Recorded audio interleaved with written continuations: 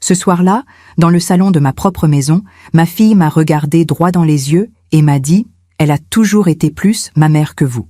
Je m'appelle Morgane Rollet, j'ai 71 ans, et ce que je vais vous raconter est la vérité que j'ai portée seule, jusqu'à aujourd'hui. Il y a des phrases qui ne s'effacent jamais. Elles se logent quelque part entre le cœur et la gorge, et elles y restent. Des années après, vous pouvez encore sentir leur poids.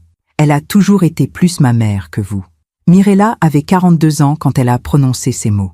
Ma fille unique, celle que j'avais portée, nourrie, élevée avec tout ce que j'avais. Et elle venait de vendre mes bijoux. Pas n'importe quels bijoux, les bijoux de la lignée Rollet. Ce matin-là, j'étais dans mon bureau, près de la fenêtre qui donne sur le jardin. Il pleuvait doucement. J'aimais ce bruit. Il m'aidait à penser. Je tenais dans mes mains un petit écrin en velours bleu nuit. À l'intérieur, il y avait une broche en or blanc, ornée de saphirs. Elle avait appartenu à mon arrière-grand-mère, Louise, puis à ma grand-mère, Marguerite, puis à ma mère, Élisabeth. Et maintenant, elle m'appartenait. Enfin, elle m'appartenait. Parce que ce matin-là, en ouvrant le coffre familial pour choisir un bijou à porter lors d'un dîner, j'ai découvert que plusieurs pièces avaient disparu. Le collier en perles d'Orient, les boucles d'oreilles en émeraude, la bague marquise, celle que ma mère portait le jour de son mariage, disparue. J'ai d'abord pensé à un cambriolage, mais le coffre n'avait pas été forcé, et seules 3 personnes avaient la combinaison. Moi, mon notaire, et Mirella, ma fille. Mirella qui vivait à Paris avec son mari, Julien. Mirella qui m'appelait de moins en moins. Mirella qui depuis 3 ans me parlait avec une distance nouvelle, comme si j'étais devenue une étrangère dans sa propre vie. J'ai pris mon téléphone. Mes mains tremblaient. Elle a décroché à la 5e sonnerie. « Maman, qu'est-ce qu'il y a ? Je suis occupée. » Occupée. « Mirella, il faut que tu viennes. Maintenant. » Pourquoi ? Qu'est-ce qui se passe encore ? Encore. Comme si j'étais une charge. Un problème récurrent. Les bijoux ont disparu. Un silence. Puis, « Ah, oui. Ah, oui. Pas. Quoi ? Pas. C'est terrible. Pas. On appelle la police ? Non. Ah, oui. Tu es au courant ? Oui, maman, c'est moi. Je les ai vendus. Le monde s'est arrêté. J'ai entendu la pluie contre la vitre. J'ai entendu mon propre souffle. Mais je n'ai pas entendu ma voix quand j'ai demandé « Pourquoi ?» Parce que j'en avais besoin. Besoin ? Besoin de quoi, Mirella ? D'argent. Mais tu travailles, ton mari aussi. Vous avez un bel appartement, une voiture. Vous ? Maman, arrête. J'avais besoin de cet argent. Point final. Pourquoi faire ? Un autre silence. Puis, cette phrase que je n'oublierai jamais. Pour offrir un cadeau à Geneviève. Geneviève, la mère de Julien, sa belle-mère. Un cadeau ? Oui. Un sac, un Hermès, un Birkin. Elle en rêvait depuis des années. 40 000 €. Elle avait vendu les bijoux de nos ancêtres, des pièces qui traversèrent les générations depuis 140 ans, pour acheter un sac à main à sa belle-mère. Mirella, ces bijoux ne t'appartenaient pas. Si. Tu m'as toujours dit qu'ils me reviendraient un jour. Alors je les ai pris. Un jour, oui, mais pas maintenant. Pas comme ça. Et surtout pas pour les vendre. Maman, franchement, tu dramatises. Ce ne sont que des bijoux. Ce ne sont que des bijoux. J'ai fermé les yeux. Viens ici, maintenant. Je ne peux pas. J'ai un déjeuner avec Geneviève. Bien sûr. Alors viens ce soir. D'accord. Mais je ne vois vraiment pas pourquoi tu en fais tout un drame. Elle a raccroché. Je suis restée assise près de la fenêtre pendant 1 heure. La pluie continuait. Dans ma main, la broche en saphir brillait faiblement sous la lumière grise du matin. Ma mère me l'avait donnée le jour de mes 30 ans. Elle m'avait dit « Morgane, ces bijoux ne sont pas des objets, ce sont des promesses. La promesse que notre nom continue, que notre histoire continue. Protège-les, et un jour, transmets-les. » J'avais promis. Et maintenant, ma propre fille les avait vendus, pour un sac. Ce soir-là, Mirella est venue avec Julien. Ils sont entrés dans le salon comme s'ils venaient prendre le thé. Mirella portait une robe chic, Julien un costume bien coupé. Ils avaient l'air prospères, heureux, légers. Moi, j'avais l'air d'une vieille femme qui avait pleuré toute la journée. « Bon, maman, on est là. Qu'est-ce que tu veux ?» Je me suis levée. « Je veux que tu me dises pourquoi tu as fait ça. Je te l'ai déjà dit. Pour Geneviève. Mais pourquoi elle ? Pourquoi ce besoin de lui plaire à ce point ?» Mirella a ri. Un rire court, presque méprisant. Parce qu'elle, au moins, elle me comprend. Et moi, je ne te comprends pas ? Non, maman. Toi, tu ne comprends rien. Tu n'as jamais compris. Julien a posé une main sur l'épaule de Mirella. Un geste de soutien, de complicité. Mirella a raison, Morgane. Geneviève est quelqu'un de moderne, quelqu'un qui avance, pas quelqu'un qui s'accroche au passé comme vous. Le passé, nos ancêtres, notre histoire, le passé. J'ai pris une grande inspiration. Ces bijoux étaient protégés, Mirella. Protégés? Par qui? Par la loi. Elle a froncé les sourcils. De quoi tu parles? Tu verras. Je me suis dirigée vers mon bureau. J'ai ouvert le tiroir du bas.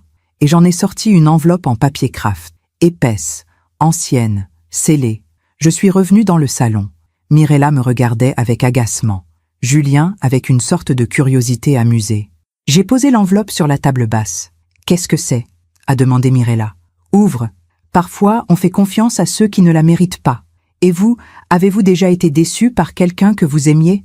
Racontez-moi votre histoire dans les commentaires, j'aimerais vous lire. » Mirella n'a pas ouvert l'enveloppe tout de suite. Elle l'a regardée comme on regarde quelque chose d'insignifiant, quelque chose qui ne mérite pas notre attention. C'est quoi encore? Un certificat d'authenticité? Une facture de grand-mère? Sa voix était lasse, presque moqueuse. J'ai simplement dit « Ouvre ?» mais elle a reposé l'enveloppe sur la table. « Plus tard, maman, on n'a pas que ça à faire. » Julien a consulté sa montre. « Oui, on doit passer chez mes parents pour le dîner. » Bien sûr, chez ses parents, chez Geneviève. Mirella, c'est important. Tout est toujours important avec toi. Elle s'est levée. Julien aussi. On reviendra demain si tu veux vraiment qu'on regarde tes papiers. Mais franchement, ça ne changera rien. Ce qui est fait est fait. Et ils sont partis.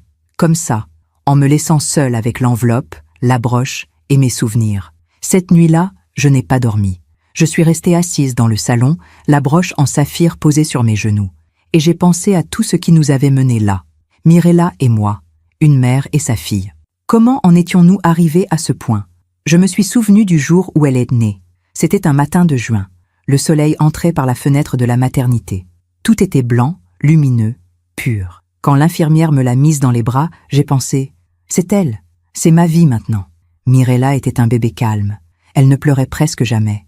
Elle me regardait avec de grands yeux sombres, comme si elle comprenait déjà tout. Mon mari, Laurent, était fou de joie. Il voulait une fille. Il disait toujours « Les filles, c'est plus doux, plus fidèle, fidèle ». Quel mot étrange, aujourd'hui. Laurent est mort quand Mirella avait 15 ans. Un accident de voiture, un soir d'hiver, une route gelée. Il rentrait d'un dîner d'affaires à Lyon. Il n'a jamais franchi la porte de la maison. Je me souviens de l'appel, de la voix du gendarme, de mes jambes qui ont cédé sous moi. Et je me souviens de Mirella, debout dans l'encadrement de la porte de sa chambre, me regardant m'effondrer. Elle n'a pas pleuré, pas ce soir-là. Elle est venue vers moi, m'a aidé à me relever et m'a dit « Maman, on va s'en sortir. 15 ans. » Ma petite fille avait 15 ans. Et elle me consolait. Les années qui ont suivi ont été difficiles. Laurent avait une entreprise de négoce en vin. À sa mort, j'ai dû tout reprendre, tout apprendre. Les contrats, les fournisseurs, les clients. Je ne connaissais rien à tout ça, mais je l'ai fait. Pour Mirella, pour qu'elle puisse continuer ses études, pour qu'elle ne manque de rien. Elle voulait faire Sciences Po. Elle voulait travailler dans la communication, les relations publiques. Elle était brillante. Elle a été acceptée. J'étais si fière. Pendant ces années, Mirella et moi étions très proches. Nous dînions ensemble tous les soirs. Nous parlions de tout, de ses cours, de ses projets, de ses rêves. Le dimanche, nous allions nous promener le long de la Loire. Nous nous arrêtions dans un café. Elle prenait un chocolat chaud, moi un thé. Elle me racontait ses amis, ses sorties, ses premiers amours. Je l'écoutais. Je la regardais devenir une jeune femme. Et je pensais, elle est tout ce que j'ai. Et je suis tout ce qu'elle a. C'était nous deux contre le monde. Un dimanche, alors qu'elle avait 23 ans, nous étions assises dans notre café habituel. Elle m'a dit « Maman, il faut que je te parle de quelque chose. » Son ton était sérieux. J'ai posé ma tasse. « Qu'est-ce qu'il y a ?» J'ai rencontré quelqu'un. Mon cœur s'est serré.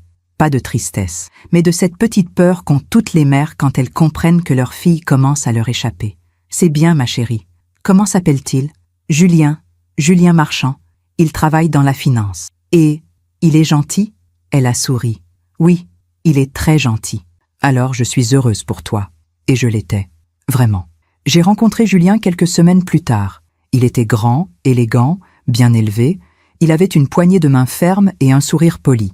Il m'a regardé droit dans les yeux et m'a dit « Madame Rollet, je tiens beaucoup à Mirella. Je vais prendre soin d'elle. » J'ai hoché la tête. C'est tout ce que je demande. Mais il y avait quelque chose dans sa voix. quelque chose que je n'arrivais pas à définir. Une certaine assurance, comme s'ils savaient déjà ce qui allait se passer.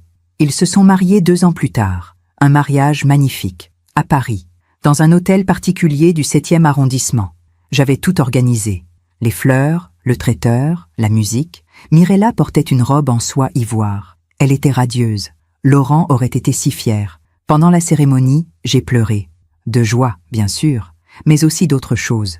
Une intuition. Une petite voix au fond de moi qui disait « Quelque chose va changer. » Et quelque chose a changé. C'est ce jour-là que j'ai rencontré Geneviève, la mère de Julien. Elle est arrivée en retard à la cérémonie. Elle portait une robe rouge vif, trop voyante pour un mariage, trop présente. Elle avait environ 60 ans, des cheveux teints en blond platine, des bijoux partout, des bracelets qui tintaient à chaque mouvement, des bagues à presque tous les doigts. Elle s'est dirigée directement vers moi après la cérémonie. « Vous devez être Morgane. »« Oui, enchantée. » Elle m'a regardé de haut en bas, lentement, comme on évalue un objet dans une brocante. Jolie robe, un peu sobre peut-être, mais jolie. Un peu sobre. J'ai souri poliment. « Merci. » Elle s'est penchée vers moi et m'a dit, presque en confidence, « Vous savez, Julien et Mirella vont avoir une vie magnifique. Julien gagne très bien sa vie. Et avec mon aide, ils ne manqueront jamais de rien. Avec mon aide. C'est très généreux de votre part. Oh, ce n'est pas de la générosité, c'est de l'amour. On fait tout pour ses enfants, n'est-ce pas? Enfin, quand on en a les moyens. » Elle a souri. Et elle s'est éloignée. Ce soir-là, après le mariage, Mirella est venue me voir. Nous étions dans le petit salon de l'hôtel. Les invités dansaient dans la grande salle. Elle s'est assise à côté de moi. « Maman, merci. Pour tout. C'était une journée parfaite. Je suis heureuse que tu sois heureuse. » Elle a pris ma main. « Tu sais que je t'aime, n'est-ce pas? »« Bien sûr, ma chérie. Et tu sais que rien ne changera entre nous. » J'ai serré sa main. Je sais. Mais au fond de moi, cette petite voix murmurait encore « Quelque chose a déjà changé. » Les premiers mois après le mariage, tout semblait aller bien. Mirella m'appelait régulièrement. Elle venait déjeuner avec moi 1 fois par semaine. Nous parlions de leur nouvel appartement, de son travail, de leurs projets de voyage. Elle semblait épanouie. Puis, petit à petit, les appels sont devenus plus courts, les déjeuners plus rares. « Désolée, maman, Geneviève nous a invités. »« Pardon, maman, on a prévu un week-end chez les parents de Julien. »« Excuse-moi, maman, Geneviève a besoin d'aide pour organiser une soirée. »« Geneviève, toujours Geneviève. » Un jour, environ 1 an après le mariage, j'ai appelé Mirella pour l'inviter à dîner. « Désolée, maman, ce soir, on va chez Geneviève. »« Encore ? » ?»« Oui, elle cuisine tellement bien, et elle aime nous recevoir. »« Je comprends. Et peut-être la semaine prochaine ? » ?»« On verra, je te rappelle. » Elle n'a pas rappelé. J'ai commencé à comprendre. Geneviève n'était pas simplement une belle-mère généreuse, elle était une présence qui prenait toute la place. Elle offrait des cadeaux somptueux à Mirella, des sacs, des chaussures, des bijoux. Elle l'emmenait en week-end, à Nice, à Londres, à Milan. Elle organisait des dîners, des soirées, des événements, et à chaque fois, Mirella était là, éblouie, reconnaissante. Un soir, Mirella m'a téléphoné. C'était rare ces derniers temps. « Maman, devine quoi? Geneviève m'a offert un bracelet Cartier. C'est très généreux, n'est-ce pas? Elle est tellement adorable. Elle dit toujours « Ma Mirella mérite ce qu'il y a de mieux. » Ma Mirella, c'est bien. Tu devrais la rencontrer plus souvent. Elle aimerait mieux te connaître. Peut-être, mais je savais. Geneviève ne voulait pas me connaître. Elle voulait me remplacer. Pendant que je raconte tout cela, je me demande d'où vous m'écoutez. Écrivez le nom de votre ville en commentaire. 2 ans après le mariage, Mirella m'a invité à déjeuner, chez elle, avec Julien et Geneviève. J'aurais dû refuser, mais je voulais essayer. Essayer de comprendre, essayer de reconquérir ma fille. Je suis arrivée avec un bouquet de fleurs, des pivoines blanches, les préférées de Mirella. Geneviève m'a ouvert la porte. « Morgane, entrez, entrez. » Oh, des fleurs, comme c'est classique, classique. Elle portait un tailleur Chanel, ses cheveux étaient parfaitement coiffés. Elle sentait un parfum lourd, entêtant. Mirella était dans la cuisine. « Bonjour, maman. » Elle m'a embrassé rapidement, distraitement. « Assieds-toi. Geneviève a presque fini de préparer. » Geneviève a presque fini. Dans l'appartement de ma fille. Pendant le repas, Geneviève a monopolisé la conversation. Elle parlait de ses voyages, de ses amis, de ses projets. Mirella l'écoutait avec admiration. Julien acquiesçait en souriant. Moi, Je mangeais en silence. À un moment, Geneviève s'est tournée vers moi. « Et vous, Morgane, vous faites quoi de vos journées ? Je m'occupe de l'entreprise de mon défunt mari. »« Ah oui, le vin, c'est charmant, un peu provincial, mais charmant. » Provincial. Mirella a ri, un petit rire nerveux. Maman a toujours aimé les choses simples, comme si j'étais quelqu'un de dépassé, de ringard. Après le déjeuner, Geneviève et Mirella sont allées dans le salon. Je les entendais rire, parler de mode, de restaurant, de soirée. Je suis restée dans la cuisine avec Julien. Il rangeait les assiettes. « Julien, est-ce que Mirella va bien ?» Il m'a regardé, surpris. « Bien sûr. Pourquoi ? » « Je ne sais pas. J'ai l'impression qu'elle change. » Il a souri. « Elle grandit, Morgane. C'est tout. Elle découvre une autre vie. Une vie plus moderne. Moderne. Ce mot, encore. Vous voulez dire une vie sans moi ? » Il a haussé les épaules. « Je veux dire une vie où elle n'a plus besoin de sa mère pour tout. » Et il est sorti de la cuisine. En partant ce jour-là, j'ai embrassé Mirella. « Tu viendras me voir bientôt ? » « Oui, maman, promis. » Mais je savais. Elle ne viendrait pas. Les mois ont passé. Mirella s'éloignait de plus en plus. Les appels se sont espacés. Les visites ont cessé. Et un jour, elle m'a dit au téléphone « Maman, je suis désolée, mais je n'ai plus vraiment le temps en ce moment. Geneviève organise tellement de choses, et Julien travaille beaucoup, et... Je comprends. Tu ne m'en veux pas ? Non, ma chérie. Mais j'aurais dû lui en vouloir. J'aurais dû hurler. J'aurais dû lui dire « Tu es en train de perdre ta mère pour une femme qui ne t'aime pas vraiment. » Mais je ne l'ai pas fait, parce que j'avais peur. Peur de la perdre encore plus. Et puis, un matin, il y a 3 semaines, j'ai ouvert le coffre, et j'ai découvert que les bijoux avaient disparu. Cette nuit-là, assise dans mon salon avec la broche en saphir, j'ai compris quelque chose. Mirella n'avait pas seulement vendu des bijoux, elle avait vendu notre histoire, notre lien, notre sang, pour plaire à quelqu'un d'autre. Et il était temps qu'elle comprenne ce qu'elle avait fait. Le lendemain matin, Mirella n'est pas venue. Elle avait promis de passer pour regarder l'enveloppe, mais elle n'est pas venue. J'ai attendu toute la journée. J'ai préparé du thé.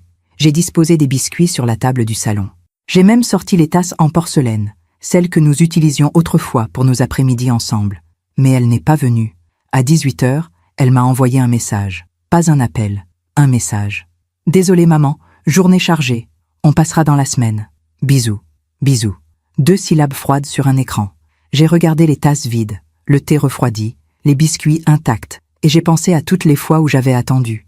Attendu qu'elle me rappelle. Attendu qu'elle vienne déjeuner. Attendu qu'elle se souvienne que j'existais. Combien de fois avais-je préparé un repas qu'elle n'était jamais venue manger ? Combien de fois avais-je choisi mes mots avec soin pour ne pas la froisser, pour ne pas paraître envahissante, pour ne pas être cette mère-là, la mère dont on se plaint, la mère dont on a honte. Ce soir-là, j'ai fait quelque chose que je n'avais pas fait depuis longtemps. Je suis montée au grenier. Il y a des endroits dans une maison où le temps s'arrête. Le grenier en est un. Rien n'y change jamais. La poussière s'accumule, la lumière reste la même, les objets demeurent exactement là où on les a posés des années auparavant. J'ai allumé la vieille ampoule suspendue au plafond. Et j'ai cherché. Je savais ce que je cherchais. Les cartons. Ceux que j'avais montés ici après le départ de Mirella pour Paris. Sa chambre était devenue un bureau. Ses affaires d'enfance, rangées dans des cartons soigneusement étiquetés. Mirella, jouets. Mirella, vêtements. Mirella, souvenirs. J'ai ouvert le dernier. À l'intérieur, il y avait tout ce qu'une mère garde précieusement. Des dessins d'enfants, des bulletins scolaires, des photos de classe, une petite boîte en fer blanc remplie de ses dents de lait, son premier bracelet en argent, celui que Laurent lui avait offert pour ses 7 ans, une lettre qu'elle m'avait écrite quand elle avait 10 ans, pendant une colonie de vacances. « Chère maman, tu me manques beaucoup. J'ai hâte de rentrer à la maison. Les autres filles disent que leurs mamans sont gentilles, mais moi je sais que la mienne est la meilleure du monde. Je t'aime très fort. Mirella. » J'ai tenu cette lettre entre mes mains. L'encre avait un peu pâli. Le papier était jauni sur les bords, mais les mots étaient toujours là, la meilleure du monde. Où était cette petite fille, celle qui pensait que j'étais la meilleure, celle qui avait hâte de rentrer à la maison? J'ai continué à fouiller, et j'ai trouvé un album photo, celui que j'avais composé pour ses 18 ans. Toutes les photos de son enfance, de sa naissance à sa majorité. Sur la première page, une photo de moi tenant Mirella nouveau-née dans mes bras. Je souriais. J'avais l'air fatiguée mais heureuse, tellement heureuse. Plus loin, une photo de Mirella à 5 ans, assise sur les genoux de Laurent. Ils riaient tous les deux. Elle portait une robe jaune avec des fleurs blanches. Une autre, à 12 ans, le jour de sa communion. Elle tenait un bouquet de roses blanches. Je me tenais à côté d'elle, une main sur son épaule. Et encore une autre, à 15 ans, quelques semaines avant la mort de Laurent. Nous étions toutes les deux dans le jardin. Elle me regardait en souriant. Je me suis assise par terre, au milieu des cartons, l'album sur les genoux. Et j'ai pleuré. Pas des larmes bruyantes. Juste des larmes qui coulaient, encore et encore, sans que je puisse les arrêter. Parce que je comprenais. Je comprenais que cette petite fille n'existait plus. Que la femme qu'elle était devenue ne me considérait plus comme la meilleure du monde. Qu'elle m'avait remplacée. Je suis redescendue 1 heure plus tard, l'album sous le bras. Je l'ai posé sur la table du salon, à côté de l'enveloppe que Mirella n'avait toujours pas ouverte. 2 objets. L'un représentait notre passé, l'autre, son avenir. Les jours suivants, j'ai essayé de vivre normalement. J'allais au bureau. Je gérais l'entreprise. Je parlais avec mes clients, mes fournisseurs, mes employés. Mais mon esprit était ailleurs. Je pensais à Mirella, à Geneviève, à ses bijoux vendus pour un sac à main. Un après-midi, j'ai reçu un appel de Béatrice. Béatrice était une vieille amie. Nous nous connaissions depuis le lycée. Elle vivait à Paris, près du Marais. « Morgane, ma chérie, comment vas-tu ?»« Bien, merci. Et toi ?»« Oh, tu sais, toujours la même chose. Mais écoute, il faut que je te raconte. »« Quoi donc ?»« J'ai croisé Mirella hier. Mon cœur s'est serré. »« Ah bon? Où ça ?»« Chez Hermès, avenue Georges V. »« Bien sûr. Elle était avec une femme, grande, blonde, très voyante. Elles essayaient des sacs. Geneviève. Oui, c'est sa belle-mère. Ah, eh bien, elles avaient l'air très complices. Mirella riait beaucoup. Elle semblait, je ne sais pas, différente. Différente comment? Béatrice a hésité. Plus, comment dire, superficielle. Elle parlait fort. Elle faisait des grands gestes. Ce n'était pas la Mirella que je connaissais. Je vois. Morgane. Tout va bien entre vous? Oui, oui, tout va bien. Tu es sûre? Parce que quand je l'ai saluée, elle m'a à peine regardée. Elle était ailleurs. C'est juste une période. D'accord. Mais si tu as besoin de parler, tu sais où me trouver. Merci Béatrice. Après avoir raccroché, je suis restée immobile. Mirella riait beaucoup. Elle semblait heureuse. Avec Geneviève. Pas avec moi. Le soir même, j'ai décidé de faire quelque chose que je n'avais jamais fait. J'ai regardé les réseaux sociaux de Mirella. Je n'avais jamais été très présente sur ces plateformes. Je trouvais ça futile, inutile. Mais ce soir-là, je voulais voir ce qu'elle montrait au monde, voir qui elle était devenue. J'ai ouvert Instagram sur mon téléphone. J'ai trouvé son profil. À Mirella Marchand. Des centaines de photos. Des photos d'elle, de Julien, de Geneviève. Une photo d'elles deux dans un restaurant chic. Mirella souriait, un verre de champagne à la main. Légende. Soirée parfaite avec ma deuxième maman. Ma deuxième maman. Une autre photo. Geneviève et Mirella devant la tour Eiffel. Légende. Week-end magique avec la meilleure belle-mère du monde. La meilleure du monde. Une autre encore. Mirella portant un sac à main de luxe. Légende. Merci Geneviève pour ce cadeau incroyable. Tu es un ange. J'ai continué à faire défiler. Photo après photo. Geneviève, Julien, des restaurants, des voyages, des sacs, des bijoux. Mais nulle part, je n'apparaissais. Pas une seule photo de moi. Pas une seule mention. Comme si je n'existais pas. Comme si je n'avais jamais existé. J'ai fermé l'application. J'ai posé mon téléphone. Et j'ai réalisé quelque chose. Mirella ne m'avait pas simplement éloignée de sa vie.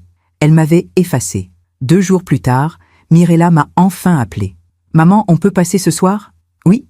Bien. Vers 19h. »« D'accord. Et maman ?»« Oui. On ne va pas rester longtemps. On a un dîner après. »« Bien sûr. Un dîner. Chez Geneviève, probablement. » À 19h, ils sont arrivés. Mirella et Julien. Ils sont entrés rapidement, comme des gens pressés. « Bon, maman, cette enveloppe, c'est quoi ?» Elle ne m'a même pas embrassée. Pas de « bonjour », pas de « comment vas-tu ?» Juste « c'est quoi ?» Je leur ai fait signe de s'asseoir. Ils se sont installés sur le canapé. Mirella a croisé les bras. Julien a consulté son téléphone. J'ai pris l'enveloppe. « Avant que tu l'ouvres, je veux te raconter quelque chose. Maman, on n'a pas beaucoup de temps. Ça ne prendra que quelques minutes. » Elle a soupiré. « D'accord, vas-y. Ces bijoux que tu as vendus ne t'appartenaient pas encore. Tu l'as déjà dit. Mais ce que je ne t'ai pas dit, c'est d'où ils viennent. De grand-mère, je sais. Pas seulement de ta grand-mère, de toute notre lignée. » Julien a levé les yeux de son téléphone. « De votre lignée ?»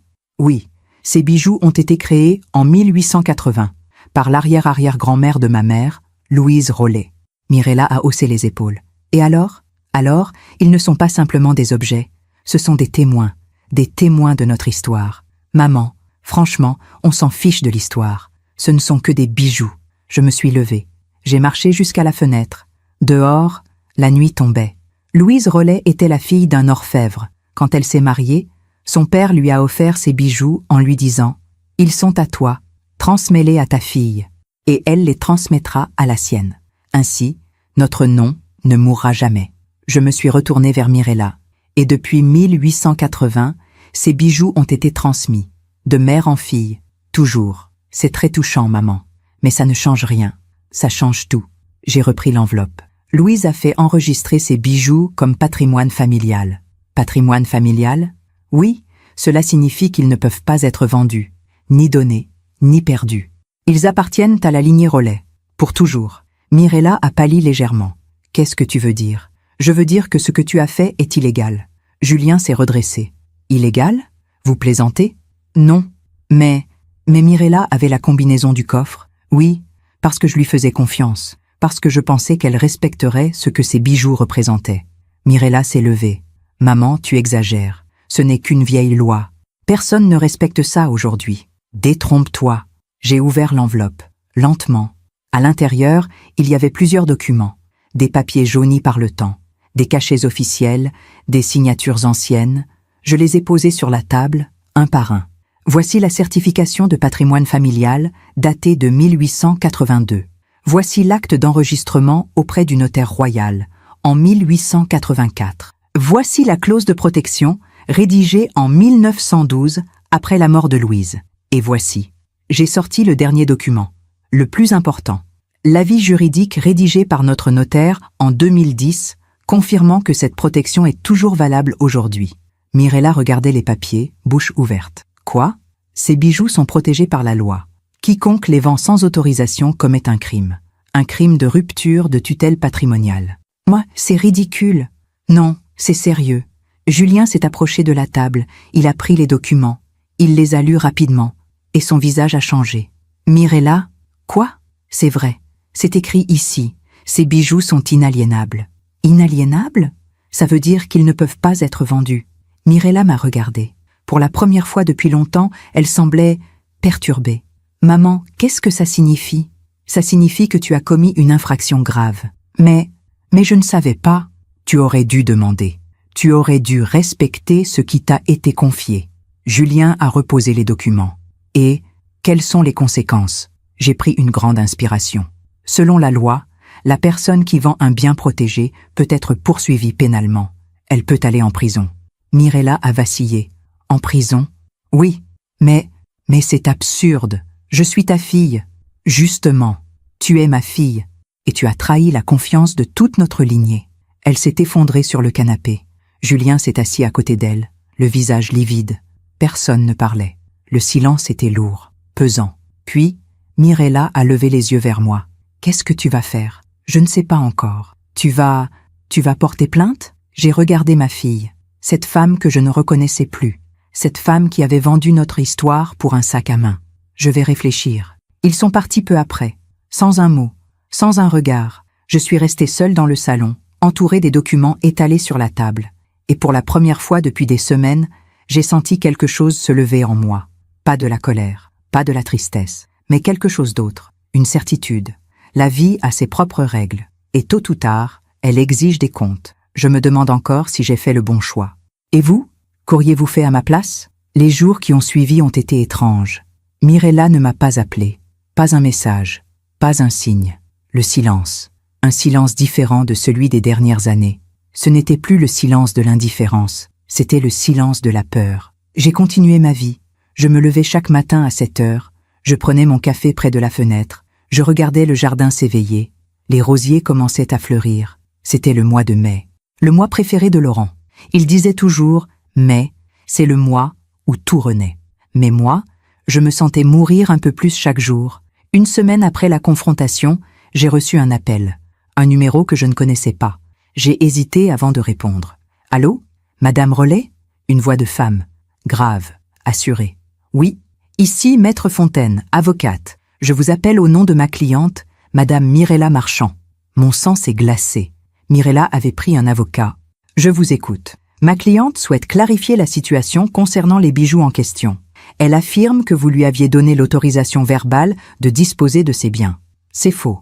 Elle affirme également que ces bijoux n'ont jamais été officiellement enregistrés comme patrimoine familial protégé. C'est faux également. J'ai tous les documents. Un silence. Dans ce cas, nous souhaiterions les examiner. Pouvez-vous nous les transmettre? Non. Non? Ces documents sont confidentiels. S'il y a une procédure judiciaire, ils seront présentés au tribunal. Pas avant. Madame Rollet, nous essayons de trouver une solution amiable. Il n'y a pas de solution amiable possible. Ma fille a commis un délit. Un prétendu délit. Un délit avéré. Nouveau silence. Très bien. Dans ce cas, nous nous reverrons au tribunal. Si nécessaire. Elle a raccroché. J'ai posé le téléphone. Mes mains tremblaient. Mirella m'attaquait. Ma propre fille me menaçait d'un procès. Pour se protéger. Pour protéger son geste. Pour protéger Geneviève. Le soir même, Béatrice m'a rappelé. « Morgane, il faut que je te dise quelque chose. »« Quoi ?» ?»« J'ai revu Mirella. Aujourd'hui. Au bon marché. Et elle était avec Geneviève. Et elle parlait de toi. Mon cœur s'est serré. Qu'est-ce qu'elle disait ?» Béatrice a hésité. « Tu es sûre que tu veux savoir ?»« Oui. » Geneviève disait. « Ta mère est complètement dépassée. Elle s'accroche à des vieilles traditions ridicules. Il faut que tu te libères d'elle. » Et Mirella a répondu « Je sais, mais elle menace de porter plainte. Mon avocat dit que c'est sérieux. » Et qu'a dit Geneviève? Elle a ri. Elle a dit « Laisse-la faire. De toute façon, qui va croire une vieille femme aigrie? Une vieille femme aigrie. » C'était donc ça. C'était comme ça que Geneviève me voyait. Et c'était comme ça qu'elle me présentait à Mirella. « Béatrice, merci de m'avoir prévenue. Morgane, je suis désolée, mais il faut que tu saches quelque chose d'autre. »« Quoi ? » ?»« Geneviève, elle a une réputation. » »« Quel genre de réputation ? » ?»« Une réputation de manipulatrice. » Béatrice m'a raconté. Geneviève avait été mariée 3 fois. Le premier mari, un homme d'affaires prospère, était mort dans des circonstances étranges. Une chute dans les escaliers de leur maison de campagne. Geneviève avait hérité de tout. Le deuxième mari, un médecin renommé, avait divorcé après 2 ans de mariage. Il disait que Geneviève l'avait épousé uniquement pour son argent et son statut. Le troisième mari, le père de Julien, était mort d'une crise cardiaque. Encore une fois, Geneviève avait hérité de tout. Elle a toujours eu ce qu'elle voulait, Morgane. Et elle le fait en se rendant indispensable, en prenant la place des autres, en devenant celle dont on ne peut plus se passer. Et Mirella est sa dernière conquête. Après cet appel, je suis restée assise dans le noir pendant des heures. Je comprenais maintenant. Geneviève n'avait pas simplement pris ma place. Elle avait chassé ma place, systématiquement, méthodiquement. Les cadeaux luxueux, les voyages, les dîners, ce n'était pas de la générosité, c'était de la stratégie.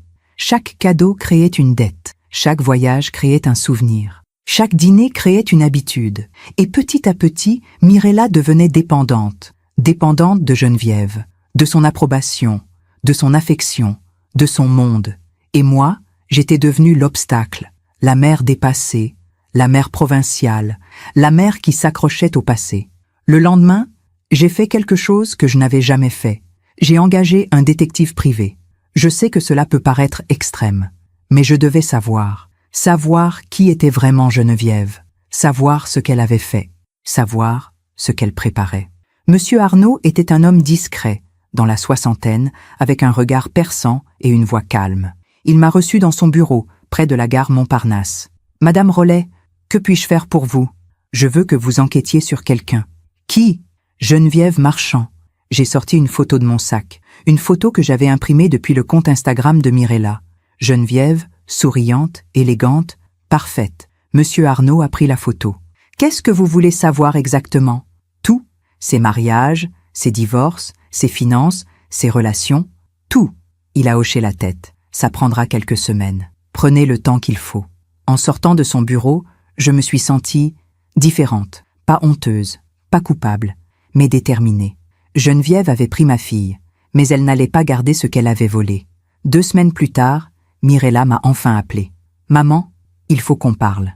Je t'écoute. Pas au téléphone, en personne. »« D'accord. Quand ? » ?»« Demain, chez moi, à 18h. »« Très bien. Et maman ? » ?»« Oui. Viens seul, seul, comme si j'allais venir avec une armée. Le lendemain, je me suis préparée avec soin. J'ai choisi une robe bleu marine, simple, élégante. J'ai attaché mes cheveux en chignon. J'ai mis la broche en saphir, celle que Mirella n'avait pas vendue, celle qui me rappelait qui j'étais. Morgane Rollet, fille de la lignée, gardienne de notre histoire. J'ai pris le train pour Paris. Pendant le trajet, j'ai regardé défiler le paysage, les champs, les villages, les clochers, ce pays que nos ancêtres avaient traversé, ce pays qui nous avait vus naître, grandir, mourir, génération après génération. Je suis arrivé chez Mirella à 17h55. J'ai sonné. Mirella a ouvert presque immédiatement. Elle portait un pantalon noir et un chemisier blanc. Ses cheveux étaient tirés en arrière. Elle avait l'air tendue. « Entre, maman. » Je suis entrée dans l'appartement. Tout était impeccable. Trop impeccable. Comme si personne ne vivait vraiment ici. « Julien n'est pas là ? » ?»« Non. Il travaille tard. » »« Très bien. » Elle m'a fait signe de m'asseoir dans le salon. Je me suis installée sur le canapé. Elle est restée debout. « Maman, il faut que cette situation cesse. » « Quelle situation ? Cette histoire de plainte, cette histoire de bijoux protégés. Tout ça. Ah, ce n'est pas une histoire, Mirella, c'est la réalité. Mais c'est absurde. On est en 2024. Plus personne ne respecte ce genre de loi ancienne. Moi, je les respecte, parce que tu es coincée dans le passé. Je me suis levée. Le passé, Mirella, c'est ce qui te constitue. C'est ce qui fait de toi ce que tu es, que tu le veuilles ou non. Non. Ce qui fait de moi ce que je suis, c'est moi, mes choix, ma vie. Ta vie que Geneviève a construite pour toi. Elle a sursauté. Quoi ? Tu crois que tout ce que tu vis est ton choix ? Tu crois que cette vie, cet appartement, ces dîners, ces voyages, c'est toi ? Bien sûr que c'est moi. Non, c'est elle. Mirella a serré les poings. Tu es jalouse. Jalouse ? Oui, jalouse parce que j'ai une belle vie. Jalouse parce que Geneviève m'offre ce que toi, tu n'as jamais pu m'offrir. Les mots ont frappé comme des gifles. Ce que je n'ai jamais pu t'offrir ? Oui, Geneviève m'emmène à l'opéra, dans des restaurants étoilés, en voyage à l'étranger. Elle me traite comme une adulte, pas comme une petite fille. Je t'ai élevée seule après la mort de ton père. J'ai travaillé jour et nuit pour que tu ne manques de rien. Tu as fait ton devoir. Ton devoir. Je me suis assise de nouveau. Mes jambes ne me portaient plus. Tu penses vraiment que tout ce que j'ai fait n'était que... mon devoir ? Mirella a détourné le regard. Je ne sais pas. Peut-être. Et Geneviève, elle fait quoi ?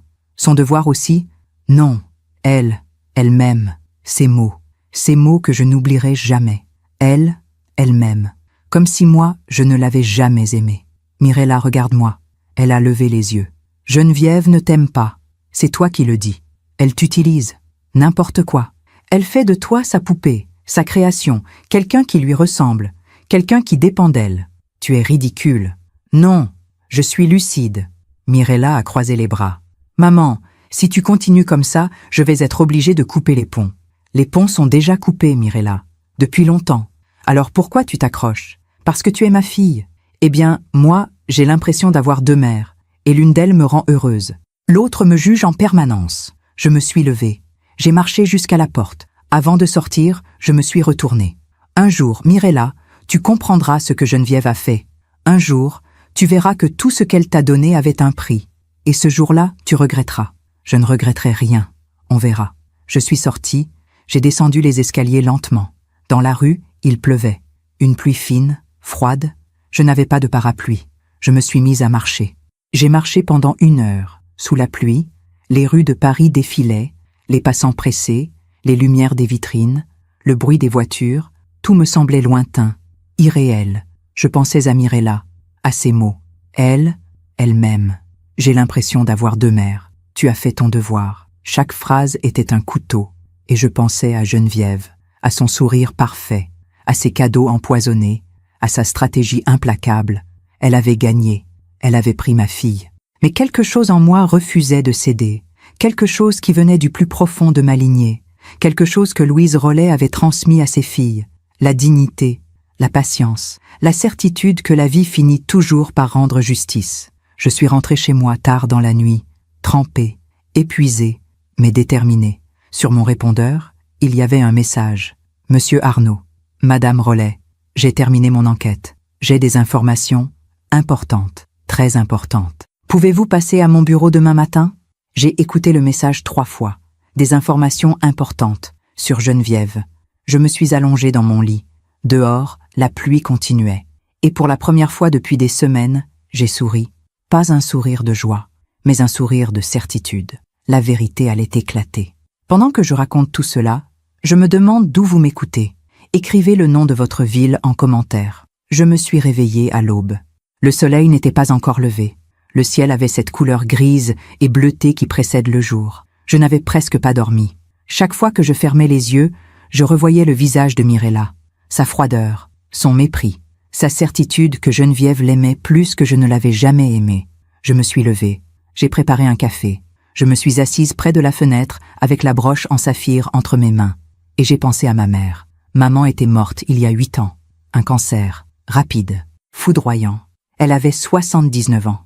Avant de mourir, elle m'avait appelée dans sa chambre. Elle tenait cette même broche dans ses mains. « Morgane, ces bijoux ne sont pas simplement beaux. Ils sont notre mémoire, la mémoire de toutes les femmes qui nous ont précédées. »« Je sais, maman.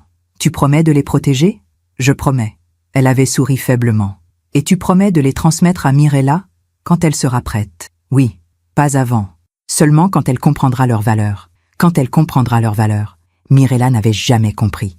Elle les avait vus comme des objets, des choses à vendre, à transformer en argent, en statut, en approbation. L'approbation de Geneviève. À 9 heures, j'étais dans le bureau de Monsieur Arnaud. Il m'attendait avec une enveloppe Kraft posée sur son bureau. Une enveloppe épaisse. « Madame Rollet, asseyez-vous. » Je me suis installée dans le fauteuil en face de lui. Mon cœur battait vite. « Vous avez trouvé quelque chose ?»« Oh oui, beaucoup de choses. » Il a ouvert l'enveloppe. À l'intérieur, des dizaines de documents, des photos, des relevés bancaires, des articles de presse. Geneviève Marchand, née Geneviève Dubois en 1963, mariée 3 fois, comme vous le saviez déjà. Mais ce que vous ne savez peut-être pas, c'est à quel point ces mariages ont été lucratifs. Lucratifs? Oui. Regardez. Il a sorti une première photo. Un homme d'une 50aine d'années. Beau, distingué. Philippe Arnaud, premier mari, homme d'affaires dans l'immobilier. Ils se sont mariés en 1987. Il est mort en 1989. La chute dans les escaliers. Exact. Mais ce que l'enquête n'a jamais révélé, c'est que 2 semaines avant sa mort, Philippe avait fait modifier son testament. Geneviève héritait de tout. Absolument tout. C'est suspect. Très. Mais l'enquête a conclu à un accident. Il avait bu. Les escaliers étaient glissants. Pas de preuve. Il a sorti une deuxième photo. Un homme plus âgé.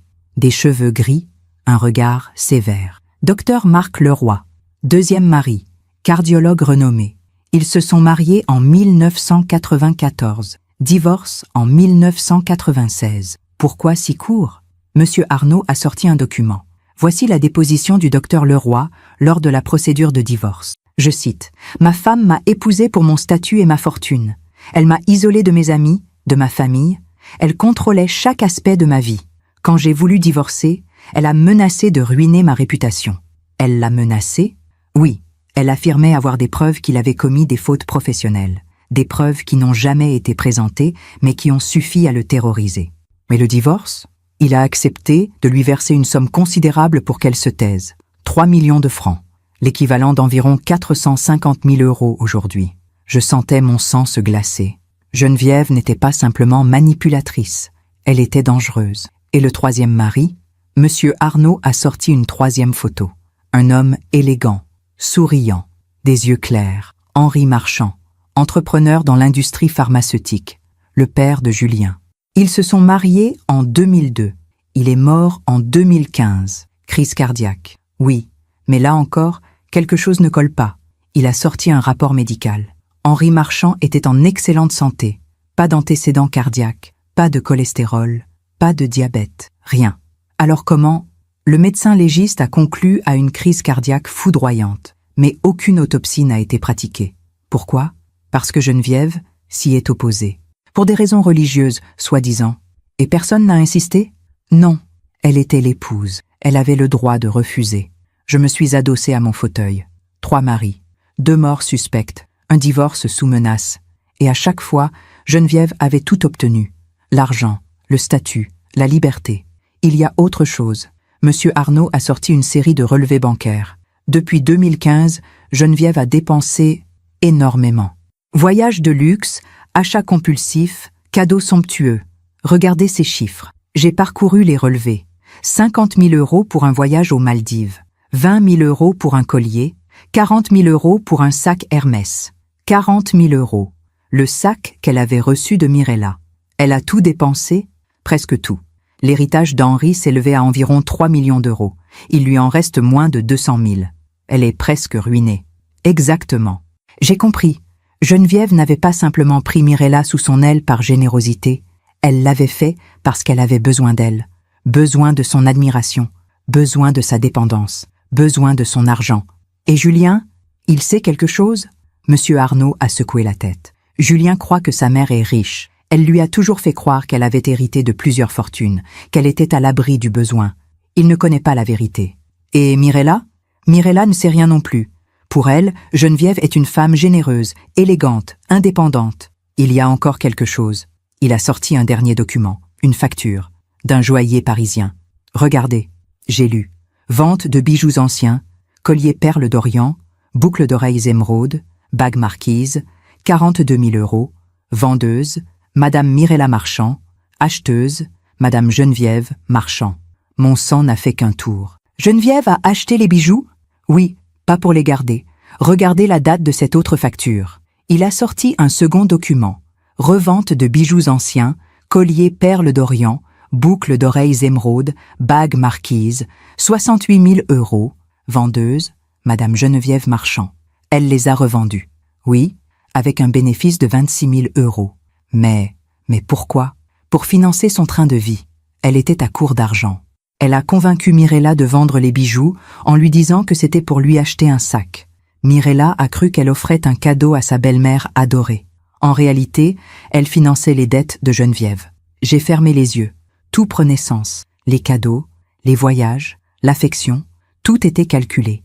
Geneviève avait manipulé Mirella depuis le début, pour son argent, pour ses biens, pour son héritage. Et le sac, le Hermès, à 40 000 €? Monsieur Arnaud a souri tristement. Il n'existe pas. Enfin, si. Mais Geneviève ne l'a jamais reçu. C'est elle qui a suggéré à Mirella de vendre les bijoux en prétextant vouloir ce sac. En réalité, elle voulait l'argent. Mais Mirella a dit ce que Geneviève lui a demandé de dire. Je me suis levée. J'ai marché jusqu'à la fenêtre du bureau. Dehors, Paris s'agitait. Les voitures, les passants, la vie. Madame Rollet, il y a encore une chose. Je me suis retournée. Quoi? Geneviève a fait une demande de prêt bancaire il y a 3 semaines. Un prêt? Oui, 100 000 €. Pourquoi faire? Elle a prétendu vouloir investir dans une affaire immobilière. Et la banque a refusé. Elle est trop endettée. J'ai compris la suite. Geneviève était désespérée. Elle avait besoin d'argent. Et elle savait qu'il y avait une source. Moi, mon héritage, ma fortune, les biens de la famille Rollet. Elle veut mon héritage. Monsieur Arnaud a hoché la tête. J'en suis convaincue. Mais comment? Je suis encore vivante. Elle passe par Mirella. Si Mirella hérite de vous, Geneviève aura accès à cet héritage. Par manipulation, par chantage affectif, par tous les moyens.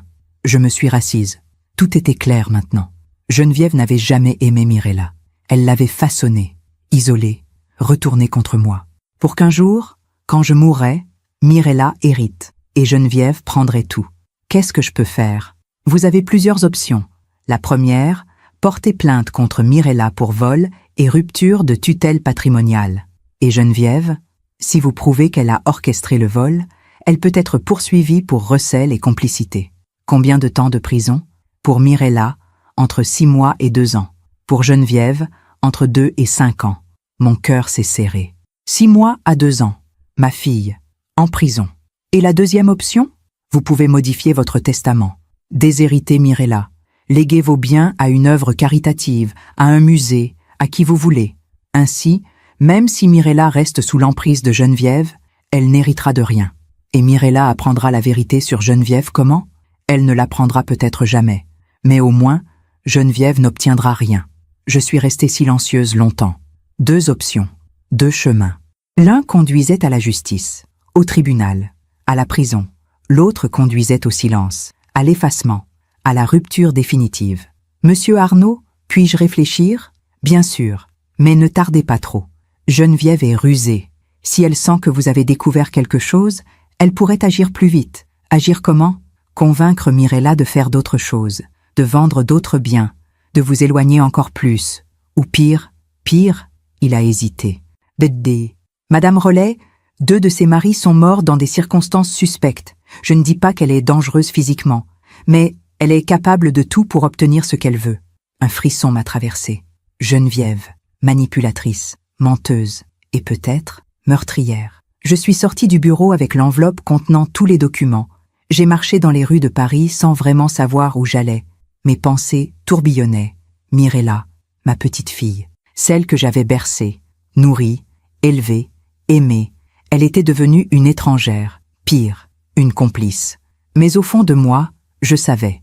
Elle n'était pas méchante, elle était aveuglée, manipulée, prisonnière d'une femme qui jouait avec elle comme avec une marionnette. Je me suis arrêtée devant une église, Saint-Sulpice. Je suis entrée. À l'intérieur, il faisait frais, silencieux. Quelques personnes priaient, assises sur les bancs. Je me suis avancée jusqu'à un cierge. J'en ai allumé un. Pour Laurent, pour ma mère, pour toutes les femmes de la lignée Rollet, et pour Mirella. J'ai prié, pas pour demander de l'aide, mais pour trouver la force de faire ce qui était juste, pas ce qui était facile, pas ce qui me soulagerait, mais ce qui était juste. En sortant de l'église, j'ai pris une décision. Je n'allais pas fuir, je n'allais pas me taire, je n'allais pas laisser Geneviève gagner. J'allais me battre, pas avec violence, pas avec haine, mais avec la vérité. Et avec la loi. Ce soir-là, je suis rentrée chez moi. J'ai posé l'enveloppe de Monsieur Arnaud sur mon bureau. À côté, l'enveloppe contenant les documents de protection patrimoniale. 2 enveloppes, 2 armes. Et j'ai appelé mon notaire. Maître Dupont, j'ai besoin de vous. C'est urgent. Madame Rollet, que se passe-t-il? Il se passe que ma fille a vendu des biens protégés. Et que je vais porter plainte. Un silence. Vous êtes sûre? Certaine. Très bien. Venez demain matin. Nous préparerons le dossier. Après avoir raccroché, je me suis assise dans mon salon. La broche en saphir brillait sous la lumière de la lampe. Et j'ai pensé à Louise, à Marguerite, à Élisabeth, à toutes ces femmes qui m'avaient précédée. Elles n'avaient jamais cédé. Elles avaient protégé ce qui devait l'être, transmis ce qui devait l'être, avec dignité, avec courage. Et moi, Morgane Rollet, j'allais faire de même si cela signifiait perdre ma fille, même si cela signifiait être seule, même si cela signifiait souffrir, parce que certaines choses ne se vendent pas, certaines choses ne se négocient pas, certaines choses sont sacrées, et je ne les laisserai pas disparaître. Je me demande encore si j'ai fait le bon choix. Et vous, qu'auriez-vous fait à ma place? Le lendemain matin, j'étais dans le bureau de Maître Dupont à 9 heures précises. Il m'attendait avec son assistant, Maître Rousseau, une jeune femme d'une trentaine d'années, aux cheveux courts et au regard vif. Madame Rollet, asseyez-vous. Je me suis installée. J'ai posé les 2 enveloppes sur son bureau. Voici les documents de protection patrimoniale. Et voici le rapport du détective privé. Maître Dupont a ouvert la première enveloppe. Il a parcouru les documents lentement, en silence. Puis, il a ouvert la seconde. Son visage s'est assombri au fur et à mesure de sa lecture. Mon Dieu, vous comprenez maintenant pourquoi je dois agir. Oui, mais Madame Rollet, êtes-vous consciente des conséquences? Quelles conséquences? Maître Rousseau a pris la parole. Si vous portez plainte contre votre fille, elle risque la prison. Le tribunal ne fait pas de distinction. La loi est la loi. Je sais. Et vous êtes prête à aller jusque-là? Je n'ai pas le choix. Vous avez toujours le choix, Madame Rollet. J'ai regardé Maître Rousseau droit dans les yeux. Ma fille a été manipulée par une femme dangereuse. Une femme qui a peut-être tué 2 hommes. Une femme qui ruine tout ce qu'elle touche. Si je ne fais rien, Geneviève continuera. Elle prendra tout. Mon héritage, ma famille, mon nom. Mais en agissant, vous risquez de perdre votre fille pour toujours. Je l'ai déjà perdue. Le silence s'est installé dans le bureau. Maître Dupont a refermé les enveloppes. Très bien, nous allons préparer le dossier. La plainte sera déposée dans les 48 heures. Mais avant cela, je vous conseille fortement de prévenir Mirella. La prévenir? Oui. Lui donner une dernière chance de rectifier, de rendre les bijoux, ou au moins de reconnaître ce qu'elle a fait. Et si elle refuse, alors nous irons jusqu'au bout. Je suis sortie du cabinet avec un poids sur le cœur. Une dernière chance, une dernière conversation, une dernière tentative de sauver ce qui pouvait encore l'être. J'ai appelé Mirella depuis mon téléphone. Elle a décroché à la 3e sonnerie. « Maman? Mirella, il faut qu'on se voie. »« Encore? » ?»« Oui, c'est important. »« Je ne peux pas aujourd'hui. J'ai un déjeuner avec Geneviève. » Bien sûr. Alors ce soir, on a un dîner chez des amis. Mirella, c'est urgent. Elle a soupiré. D'accord. Demain midi, chez moi. Non, pas chez toi. Pourquoi? Parce que je veux qu'on soit seuls. Sans Julien, sans Geneviève. Maman, tu deviens parano. Accepte ou refuse. Un silence. Très bien. Où? Au jardin du Luxembourg. À midi. Le jardin du Luxembourg? En plein hiver? Il ne fait pas si froid. Et j'ai besoin d'air. Comme tu veux. Le lendemain, je suis arrivée au jardin à 11h45. Le ciel était gris. Il faisait frais, mais pas glacial. Quelques personnes se promenaient. Des enfants jouaient près du bassin. Je me suis assise sur un banc près de la fontaine Médicis. Et j'ai attendu. Mirella est arrivée à 12h10. Elle portait un manteau beige, un foulard Hermès et des lunettes de soleil. Même par ce temps gris. Elle s'est assise à côté de moi sans un mot. Bonjour Mirella. Bonjour maman. Alors, qu'est-ce qu'il y a de si urgent? J'ai sorti une enveloppe de mon sac. L'enveloppe du détective. Je la lui ai tendue. Qu'est-ce que c'est? Ouvre. Elle a pris l'enveloppe, l'a ouverte, a sorti les documents. Et elle a commencé à lire. J'ai observé son visage. Au début, de l'incompréhension, puis de la surprise, puis de l'incrédulité, puis du choc. C'est quoi ça? C'est la vérité sur Geneviève. Non, c'est des mensonges. Ce sont des faits, des documents officiels, des relevés bancaires, des témoignages. Tu as fait enquêter sur elle? Oui. Elle a jeté les papiers sur le banc. Tu es folle. Non, je suis lucide. Tu espionnes ma belle-mère parce que tu es jalouse. Je ne suis pas jalouse, Mirella. Je suis inquiète. Inquiète de quoi? Que je sois heureuse? Que j'ai une vie meilleure que la tienne? Les mots ont frappé. Fort. Mais j'ai tenu bon. Mirella, regarde ces documents. Geneviève a été mariée 3 fois. 2 de ses maris sont morts dans des circonstances suspectes. C'est la vie. Les gens meurent. Elle les a manipulés. Elle a hérité de fortunes considérables. Et maintenant, elle est ruinée. Ruinée? N'importe quoi. Regarde comment elle vit. Elle vit sur les restes de ce qu'elle a volé. Et maintenant, elle te vole à ton tour. Mirella s'est levée brusquement. Arrête. Non, tu dois savoir. Savoir quoi? Que Geneviève ne t'aime pas. Elle t'utilise. C'est toi qui dis ça. Non, ce sont les faits. Regarde ce document. J'ai sorti la facture du joaillier. Celle qui prouvait que Geneviève avait acheté les bijoux pour les revendre. Lis. Elle a pris le papier. Elle a lu. Et son visage a changé. C'est une erreur. Ce n'est pas une erreur. Geneviève t'a fait vendre mes bijoux en prétendant vouloir un sac. En réalité, elle voulait l'argent. Elle les a revendus avec un bénéfice de 26 000 €. Non, elle ne ferait jamais ça. Elle l'a fait. Mirella s'est rassise. Ses mains tremblaient. Mais elle m'a dit qu'elle adorait ce sac, qu'elle le voulait depuis des années. C'était un mensonge. Mais pourquoi? Pourquoi elle mentirait? Parce qu'elle a besoin d'argent, parce qu'elle est endettée, parce qu'elle cherche à mettre la main sur mon héritage. Mirella a secoué la tête. Non, non, non, non. Tu inventes tout ça? Je n'invente rien. Tout est là, noir sur blanc. Mais elle m'aime. Elle me l'a dit. Elle te manipule. Je me suis rapprochée d'elle. J'ai pris sa main. Elle ne l'a pas retirée. Mirella, écoute-moi. Geneviève est dangereuse. Elle a détruit des vies. Elle a peut-être même tué. Et maintenant, elle te détruit toi aussi. Comment elle me détruit? En te retournant contre moi, en t'éloignant de ta famille, en te faisant commettre un crime. Elle a retiré sa main brusquement. Un crime? Oui. Vendre ces bijoux était illégal. Tu risques la prison. La prison? Oui. Entre 6 mois et 2 ans. Le choc sur son visage était réel. Mais je ne savais pas. Tu aurais dû demander. Tu ne m'avais jamais dit. Je t'ai dit que ces bijoux étaient importants, que c'était notre héritage, que tu devais les respecter, mais pas qu'ils étaient protégés par la loi. Tu ne m'as jamais laissé le temps de t'expliquer. Elle s'est levée de nouveau. Elle a marché jusqu'au bassin. Elle est restée là, immobile, regardant l'eau. Je l'ai rejointe. Mirella, je ne veux pas te voir en prison. Alors ne porte pas plainte. Ce n'est pas si simple. Si, c'est simple, tu retires ta plainte. On oublie tout ça. Et Geneviève? Quoi, Geneviève? Elle va continuer. Elle va te manipuler encore. Elle va te pousser à faire d'autres choses. Non, je vais lui parler. Je vais lui demander des explications. J'ai secoué la tête. Elle niera tout. Elle inventera des excuses. Elle te fera croire que je suis folle. Peut-être que tu l'es. Ces mots, encore une fois, peut-être que tu es folle.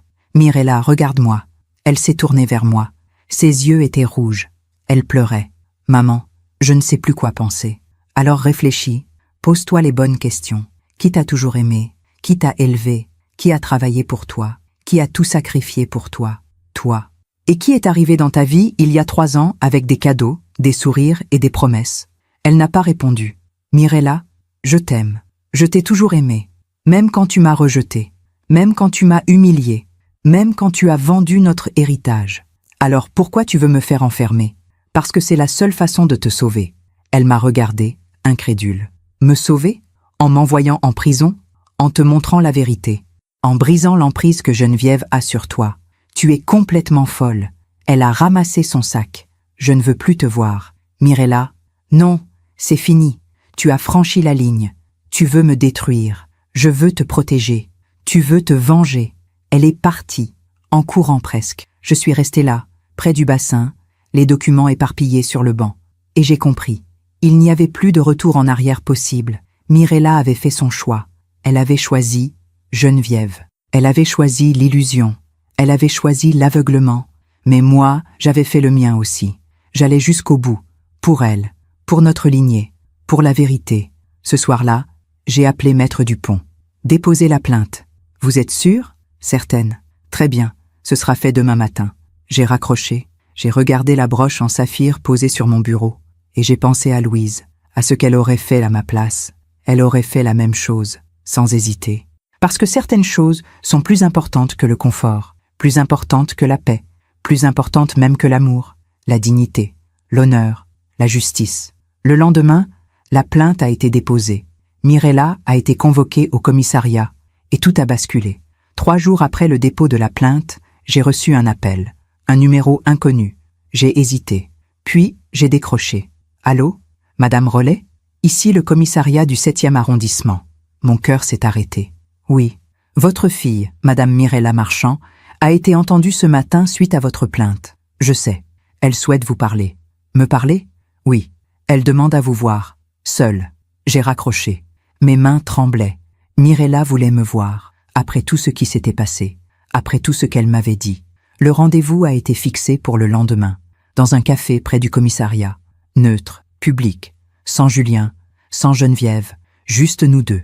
Je suis arrivée en avance. J'ai commandé un thé. Je me suis assise près de la fenêtre. Et j'ai attendu. Mirella est arrivée à 14 heures pile. Elle portait un jean et un pull simple. Pas de maquillage. Les cheveux attachés. Elle avait l'air différente. Plus petite. Plus fragile. Plus vraie. Elle s'est assise en face de moi, sans un mot. Le serveur est venu prendre sa commande. Un café. Noir. Il est reparti. Le silence s'est installé. Lourd. Pesant. Puis, elle a parlé. La police m'a interrogée pendant 2 heures. Je sais. Ils m'ont montré tous les documents, les certificats, les lois, tout. Et ils m'ont dit que ce que j'ai fait est grave, très grave. Elle a baissé les yeux. Je risque vraiment la prison. Oui. Combien de temps? Entre 6 mois et 2 ans. Elle a levé les yeux vers moi. Tu vas vraiment me laisser aller en prison? Ce n'est pas moi qui décide. C'est la justice. Mais tu peux retirer ta plainte? Je pourrais. Oui. Alors fais-le. J'ai pris une grande inspiration. Mirella, pourquoi tu as fait ça? Quoi? Pourquoi tu as vendu ces bijoux? Je te l'ai dit. Pour Geneviève. Mais pourquoi? Pourquoi elle était si importante? Elle a détourné le regard. Parce qu'elle m'acceptait. Je t'acceptais aussi. Non. Toi, tu me jugeais. Ces mots. Encore. Tu me jugeais. Je ne t'ai jamais jugé. Si. Toujours. Mes choix. Mes vêtements. Mes amis. Mon mari. Tout. Je voulais juste que tu sois heureuse. Non. Tu voulais que je sois comme toi. J'ai senti mes yeux piquer. Comme moi? Oui. Coincée dans le passé. Accrochée à des traditions ridicules. Seule. Seule. Le mot a résonné dans ma tête. Mirella, je ne suis pas coincée dans le passé. Je respecte notre histoire. C'est différent. Pour toi, peut-être. Pour moi, c'est la même chose. Le serveur a apporté son café. Elle l'a pris, a bu une gorgée, puis elle a continué. Geneviève, elle, ne me jugeait pas. Elle m'encourageait. Elle me disait que j'étais belle, intelligente, capable. Elle me faisait sentir importante. Et moi, je ne te faisais pas sentir importante? Non. Toi, tu me faisais sentir obligée. Obligée. Obligée de quoi? D'être la fille parfaite, de perpétuer la lignée, de porter le nom, de tout faire comme il faut. C'est ce que tu ressens? Oui, j'ai baissé les yeux. Peut-être qu'elle avait raison. Peut-être que j'avais été trop exigeante, trop rigide, trop... mère. Mirella, je suis désolée. Elle a relevé la tête, surprise. Quoi? Je suis désolée si je t'ai fait sentir jugée, si je t'ai mise sous pression. Ce n'était pas mon intention. Ses yeux se sont remplis de larmes. Alors pourquoi tu me fais ça? Pourquoi tu me traînes devant la justice? Parce que je dois te montrer la vérité. Quelle vérité? Que Geneviève ne t'aime pas. Elle a secoué la tête. Tu ne sais pas de quoi tu parles. Si, je sais exactement de quoi je parle. J'ai sorti mon téléphone. J'ai ouvert un dossier. Les photos du rapport du détective, les relevés bancaires, les factures. Regarde, je lui ai montré les preuves, une par une. Les 3 mariages de Geneviève, les morts suspectes, la fortune dilapidée, la revente des bijoux. Mirella regardait l'écran. Son visage changeait. Incrédulité, confusion, colère, douleur. Non, si. Mais elle m'a dit qu'elle avait acheté le sac, qu'elle l'adorait. Elle a menti. Mirella a posé le téléphone. Elle a mis sa tête entre ses mains et elle a pleuré. Pas des larmes de colère, pas des larmes de frustration, mais des larmes de honte, de trahison, de réalisation. Je suis tellement stupide. Non, tu n'es pas stupide. Tu as été manipulée. J'aurais dû voir, j'aurais dû comprendre. Elle est très forte. Elle a manipulé 3 hommes avant toi. Elle a levé les yeux vers moi. Qu'est-ce que je vais faire? Tu vas dire la vérité. Mais la police, tu vas leur dire que Geneviève t'a manipulé, que tu ne savais pas pour la protection patrimoniale, que tu pensais faire plaisir à ta belle-mère. Et toi? Moi? Tu vas retirer ta plainte? J'ai hésité. Longuement. Ça dépend. De quoi? De toi. Qu'est-ce que tu veux que je fasse? J'ai regardé ma fille droit dans les yeux. Je veux que tu quittes Geneviève. Quitter Geneviève? Oui. Coupe les ponts avec elle. Complètement. Mais c'est ma belle-mère. C'est une manipulatrice. Une menteuse. Et peut-être pire. Mirella a secoué la tête. Je ne peux pas. Julien doit savoir aussi. Savoir quoi? Qui est vraiment sa mère? Elle a fermé les yeux. Il ne me croira jamais. Montre-lui les preuves. Il va penser que tu as tout inventé. Ces documents sont officiels. Ils viennent de la police, des banques, des tribunaux. Un long silence. Mirella, si tu ne quittes pas Geneviève, elle va te détruire, comme elle a détruit ses maris, comme elle détruit tout ce qu'elle touche. Et si je la quitte, alors je retire ma plainte. Et on recommence, toi et moi. Elle m'a regardé. Ses yeux étaient rouges, son visage défait. Tu promets? Je promets. Mais comment je peux te croire, après tout ce qui s'est passé? Parce que je suis ta mère, et une mère ne ment jamais à sa fille. Elle a pleuré de nouveau. Cette fois, je me suis levée. Je me suis assise à côté d'elle, et je l'ai prise dans mes bras, pour la première fois depuis des années. Elle s'est laissée faire, elle a posé sa tête sur mon épaule, et elle a pleuré, longtemps. Je suis désolée, maman. Je sais, j'ai tout gâché. Non, tu as été trompée. J'aurais dû t'écouter. L'important, c'est que tu comprennes maintenant. Nous sommes restés comme ça pendant plusieurs minutes. Les gens autour de nous continuaient leur vie, buvaient à leur café, parlaient, riaient, mais pour nous, le temps s'était arrêté. Finalement, Mirella s'est redressée. Elle a essuyé ses larmes. Je vais parler à Julien. Bien. Mais je ne sais pas comment il va réagir. Dis-lui la vérité. Montre-lui les preuves. Et s'il ne me croit pas, alors il devra choisir, entre toi et sa mère. Elle a hoché la tête. Et toi, tu vas vraiment retirer ta plainte? Oui, mais à une condition. Laquelle? Que tu témoignes contre Geneviève. Son visage s'est figé. Témoigner? Oui. Dire à la police comment elle t'a manipulé, comment elle t'a poussé à vendre les bijoux, comment elle les a revendus. Mais elle va me haïr. Elle ne t'a jamais aimé. Mirella a fermé les yeux. D'accord, je le ferai. Tu promets? Je promets. Nous sommes sortis du café ensemble. Dehors, il pleuvait légèrement. Une pluie fine, froide. Mirella a relevé le col de son manteau. Maman? Oui? Est-ce qu'on peut redevenir nous? J'ai souri. Pour la première fois depuis des semaines. On n'a jamais cessé d'être nous, ma chérie. Elle m'a embrassée, puis elle est partie. Je suis restée sous la pluie, en regardant ma fille s'éloigner. Et j'ai pensé à Laurent, à ma mère, à toutes les femmes de notre lignée. Elles seraient fières, pas de la douleur, pas du conflit, mais de la résolution, du courage, de la vérité. 3 jours plus tard, Mirella a témoigné. Elle a tout raconté. Les cadeaux, les manipulations, la vente des bijoux, La revente. La police a ouvert une enquête sur Geneviève. Pour recel, pour complicité, pour escroquerie. Et j'ai retiré ma plainte contre Mirella. Le procureur m'a appelé. Madame Rollet, êtes-vous sûre de vouloir retirer votre plainte?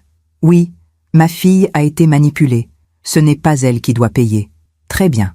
Mais sachez que l'enquête contre Madame Marchand continue. Parfait. 2 semaines plus tard, Geneviève a été convoquée. Elle a nié. Tout. Mais les preuves étaient là. Les factures, les relevés bancaires, le témoignage de Mirella, le rapport du détective. Le juge a décidé de poursuivre. Geneviève risquait entre 2 et 5 ans de prison. Quand Julien l'a appris, il est venu me voir. Seul. Madame Rollet, je ne comprends pas. Ma mère, elle ne ferait jamais ça. Julien, les preuves sont là. Mais elle dit que Mirella ment, que vous avez tout monté contre elle. Est-ce que Mirella a déjà menti? Il a baissé les yeux. Non. Alors pourquoi mentirait-elle maintenant? Il n'a pas répondu. Julien, je sais que c'est difficile. C'est ta mère, mais elle a fait des choses graves. Elle a toujours été là pour moi. Je sais, mais à quel prix? Il est parti sans un mot. 1 semaine plus tard, Mirella m'a appelé. Maman, Julien a demandé le divorce. Mon cœur s'est serré. Pourquoi? Il dit qu'il ne peut pas rester avec moi si je témoigne contre sa mère. Je suis désolée. Moi aussi. Un silence. Mais tu sais quoi? Quoi? Je me sens libre. Libre? Oui. Pour la première fois depuis des années, je me sens libre. J'ai souri. C'est bien, ma chérie. Maman? Oui, je peux venir te voir? Quand tu veux. Ce week-end? Avec plaisir. Et elle est venue. Nous avons marché le long de la Loire. Comme avant. Nous avons pris le thé dans notre café habituel. Comme avant. Et nous avons parlé. De tout. De rien. De nous. Mirella m'a dit « Je suis désolée, maman, pour tout. Tu n'as pas à t'excuser. Si, j'ai été aveugle. Tu as été humaine. » Elle a souri. « Tu sais, pendant longtemps, j'ai cru que Geneviève m'aimait plus que toi. Je sais, j'avais tort. L'important, c'est que tu le comprennes maintenant. » Elle a pris ma main. « Merci de ne pas m'avoir abandonnée. Je ne t'abandonnerai jamais. » Et j'ai tenu parole. Le procès de Geneviève a eu lieu 6 mois plus tard. 6 mois pendant lesquels Mirella a reconstruit sa vie. 6 mois pendant lesquels nous avons retrouvé notre lien. 6 mois pendant lesquels la vérité a continué d'éclater. L'enquête avait révélé bien plus que ce que nous imaginions. Monsieur Arnaud, le détective, avait continué ses recherches et il avait trouvé d'autres victimes, d'autres personnes manipulées, d'autres vies détruites. Une ancienne amie de Geneviève, Madame Dubois, s'était manifestée. Elle avait témoigné que Geneviève lui avait emprunté 50 000 € en 2018. Elle ne les avait jamais rendus. Elle m'avait dit que c'était pour un investissement immobilier, un projet sûr. Elle m'a montré des documents, des plans, tout semblait sérieux. Puis, elle a disparu de ma vie. Un ancien collègue d'Henri, le 3e mari, avait également témoigné. Henri me disait qu'il voulait divorcer. Il trouvait que Geneviève dépensait trop, qu'elle le contrôlait, qu'elle fouillait dans ses affaires. Il avait peur d'elle. Peur? Oui. Il disait qu'elle savait des choses compromettantes sur lui, et qu'elle menaçait de tout révéler s'il la quittait. Le dossier s'épaississait. Chantage, manipulation, escroquerie, recel. Et puis, il y avait eu cette découverte, celle qui avait tout changé. Pendant l'enquête, la police avait saisi l'ordinateur de Geneviève, et ils avaient trouvé des emails, des centaines d'emails. Des emails à des joailliers, des antiquaires, des collectionneurs. Elle cherchait à vendre d'autres objets. Des objets qu'elle ne possédait pas encore. Des objets qui appartenaient à d'autres familles. Dans l'un de ses emails, elle écrivait « Ma belle-fille possède d'autres bijoux de famille, des pièces anciennes, protégées. Je cherche un acheteur discret, quelqu'un qui ne pose pas de questions. » Elle préparait d'autres vols, d'autres trahisons. Quand Mirella a lu cet email, elle s'est effondrée. Elle voulait prendre d'autres bijoux? Oui, mais je n'en ai pas d'autres. Non, mais elle savait que tu hériterais un jour. Et elle attendait. Mirella a regardé l'écran, incrédule. Elle planifiait tout ça depuis le début? Oui, depuis le jour où tu as épousé Julien. Elle a fermé les yeux. Mon mariage, c'était juste une opportunité pour elle. Je le crains.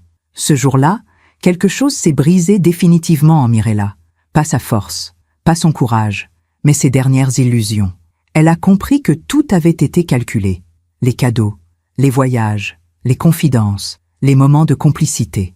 Tout n'était qu'un jeu, une stratégie, un plan froid et méthodique pour s'enrichir. Le jour du procès, Nous sommes arrivés ensemble au tribunal. Mirella et moi, côte à côte. Elle portait une robe simple, bleu marine, pas de bijoux, pas de maquillage excessif, juste elle-même. Dans la salle d'audience, Geneviève était assise au banc des accusés.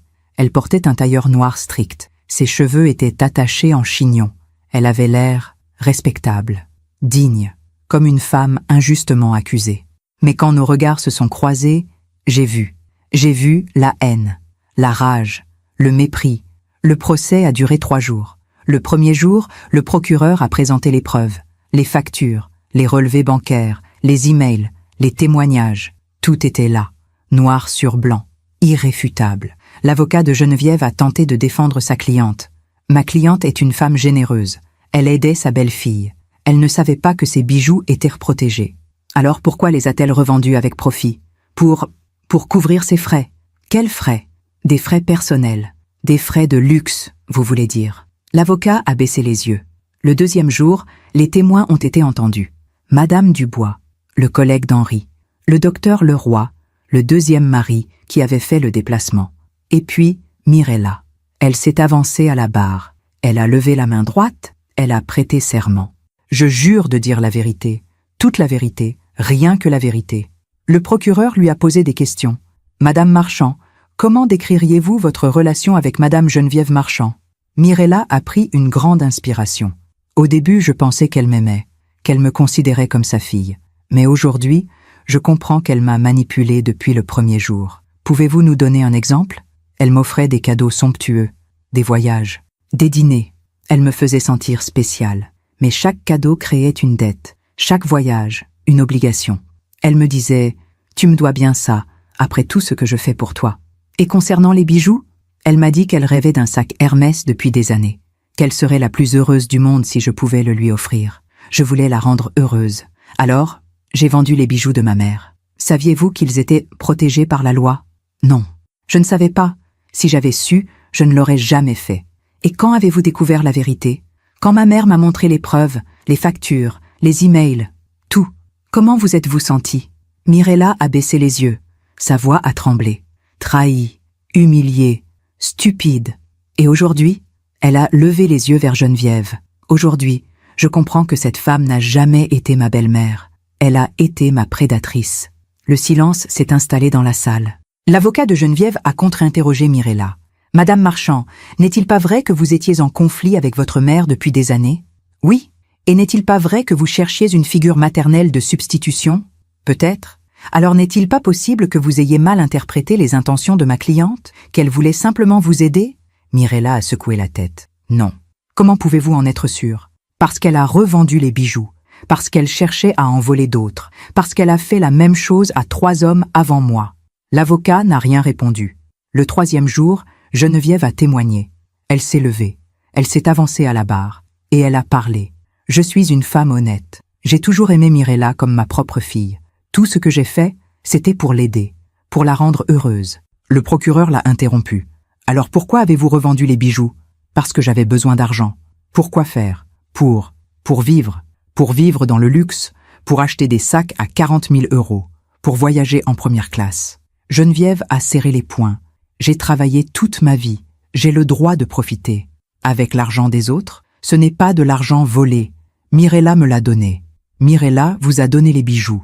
Pas l'argent de leur revente. Geneviève a détourné le regard. Et les emails, ceux où vous cherchiez à vendre d'autres bijoux, c'était juste une idée. Je n'ai rien fait. Une idée de voler? Je n'ai jamais volé personne. Le procureur a sorti un document. Vraiment? Et ça, qu'est-ce que c'est? C'était une plainte, datée de 2019, déposée par Madame Dubois, pour escroquerie. Cette plainte a été retirée parce que vous avez remboursé une partie de la somme, mais elle prouve que ce n'est pas la première fois. Geneviève est devenue livide.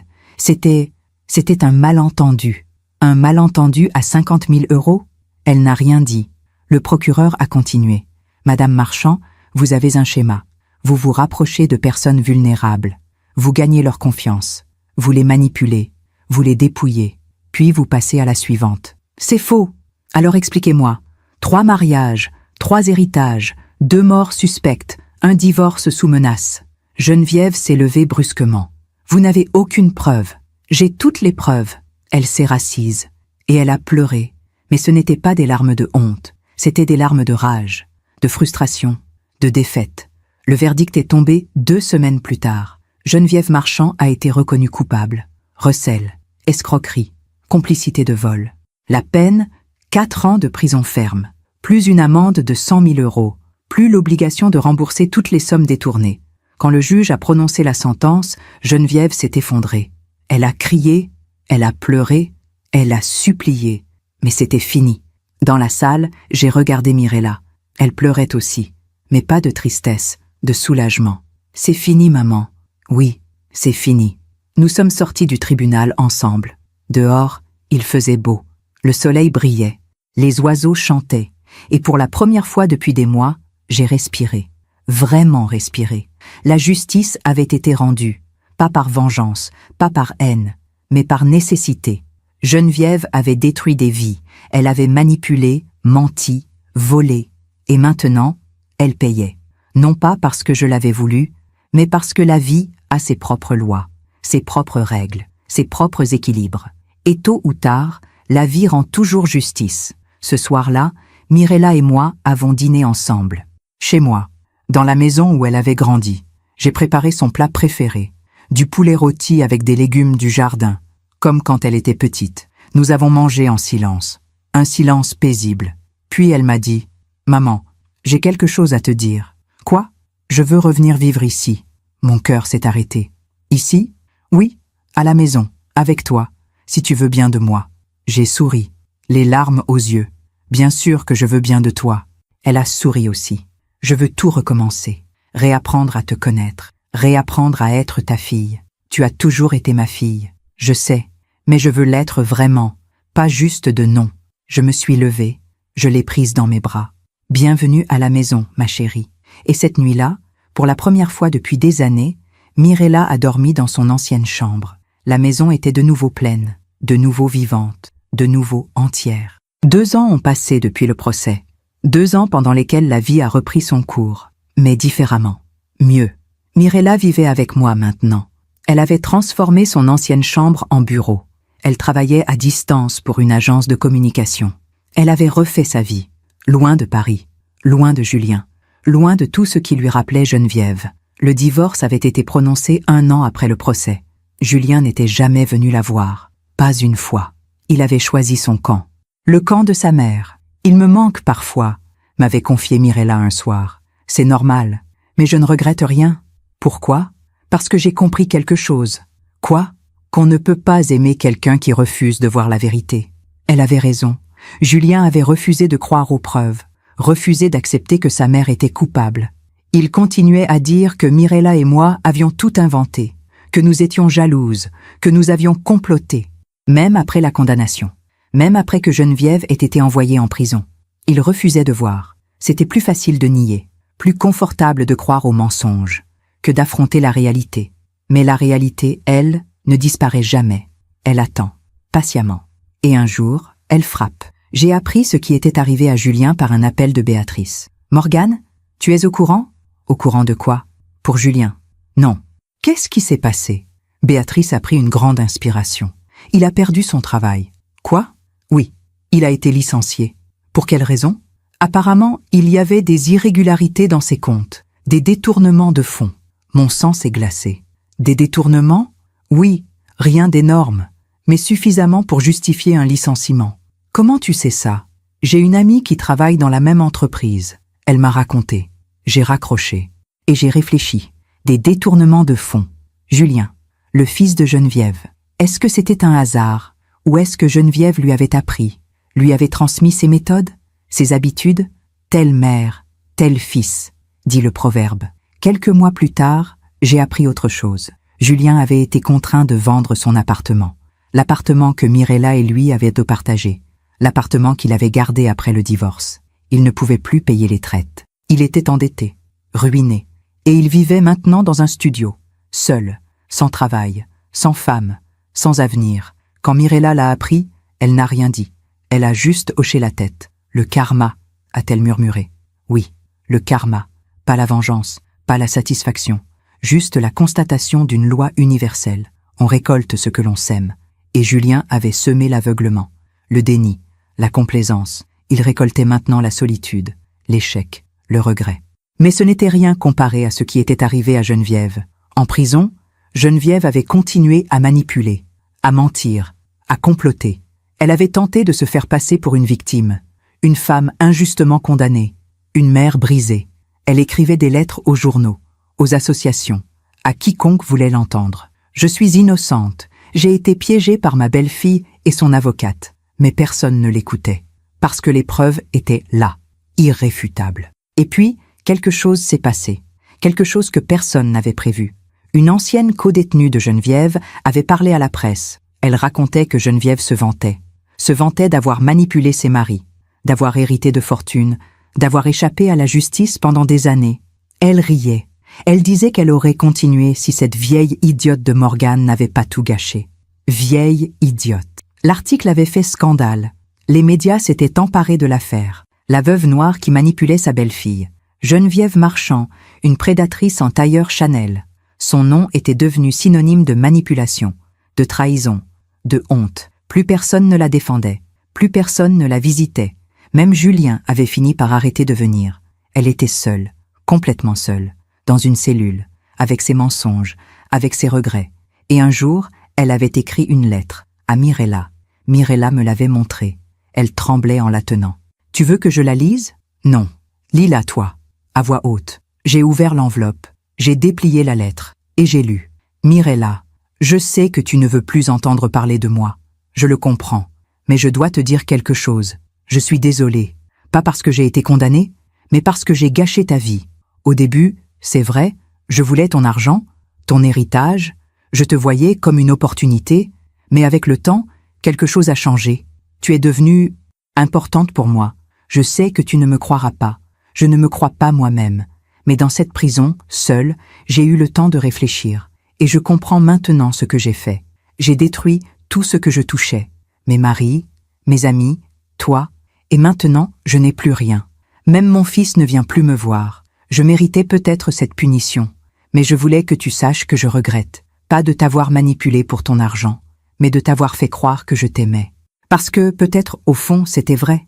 Geneviève, j'ai replié la lettre. Mirella pleurait. Elle regrette, peut-être. Tu penses qu'elle est sincère ? Je ne sais pas. Et ça n'a plus d'importance. Mirella a essuyé ses larmes. Tu as raison. Ce qui compte, c'est toi, ta vie, ton avenir. Et elle, son avenir ? J'ai regardé par la fenêtre. Dehors, le jardin était en fleurs. Les rosiers, les pivoines, les lilas. Son avenir, c'est ce qu'elle a construit. Une cellule, des regrets, la solitude. C'est triste, c'est juste. Mirella a hoché la tête. Qu'est-ce que je fais de cette lettre ? Ce que tu veux. Je peux la brûler ? Si ça te fait du bien. Ce soir-là, nous avons fait un feu dans la cheminée. Mirella a jeté la lettre dedans. Nous avons regardé le papier se consumer. Et avec lui, les derniers liens qui la rattachaient à Geneviève. 3 ans après le procès, j'ai reçu un appel. Du directeur de la prison où Geneviève était enfermée. « Madame Rollet ? » ?»« Oui, je vous appelle pour vous informer que Madame Geneviève Marchand a été hospitalisée. » »« Hospitalisée ? Pourquoi ? » ?»« Un AVC, un accident vasculaire cérébral, assez sévère. Mon cœur s'est serré. Pas de compassion, pas de joie, juste de la neutralité. Elle va s'en sortir ? Les médecins ne savent pas encore, mais elle est dans un état grave. Merci de m'avoir prévenu. J'ai raccroché. Mirella était à côté de moi. C'était qui ? La prison. Geneviève a eu un AVC. Mirella a fermé les yeux. Elle va mourir ? Peut-être. Un long silence. Tu veux aller la voir ? Mirella a ouvert les yeux. Non. Tu es sûre ? Oui. Pourquoi ? Parce que je lui ai déjà dit au revoir. Le jour où j'ai brûlé sa lettre, j'ai hoché la tête. Geneviève est morte 2 semaines plus tard, seule, dans une chambre d'hôpital, sans famille, sans amis, sans personne. Julien n'était pas venu, Mirella non plus, personne. Elle avait été enterrée dans un cimetière de banlieue, une tombe simple, sans fleurs, sans plaque, juste son nom, et 2 dates. Geneviève Marchand, 1963-2027, 64 ans. Une vie entière passée à manipuler, à mentir, à voler. Et à la fin, elle n'avait rien. Rien que le vide qu'elle avait créé autour d'elle. Quand Mirella a appris sa mort, elle n'a pas pleuré. Elle a juste dit, la vie lui a rendu ce qu'elle lui avait donné. Oui, Geneviève avait semé la solitude. Elle avait récolté la solitude. Elle avait semé la trahison. Elle avait récolté la trahison. Elle avait semé le vide. Elle avait récolté le vide. Et maintenant, elle n'était plus qu'un nom sur une pierre. Un nom que personne ne viendrait honorer. Un nom que personne ne viendrait fleurir. Un nom que le temps allait effacer. C'était ça, le karma. Pas la vengeance spectaculaire. Pas la punition divine. Juste la conséquence naturelle de ses choix. La vie avait fait son œuvre, silencieusement, implacablement, justement. Et nous continuions, Mirella et moi, ensemble, dans la maison de notre lignée, avec les bijoux retrouvés, avec notre histoire restaurée. Nous avions gagné, pas contre Geneviève, mais contre le mensonge, contre la manipulation, contre l'oubli. Nous avions préservé ce qui devait l'être, transmis ce qui devait l'être. Et maintenant, nous pouvions enfin respirer, libres, entières, réunies.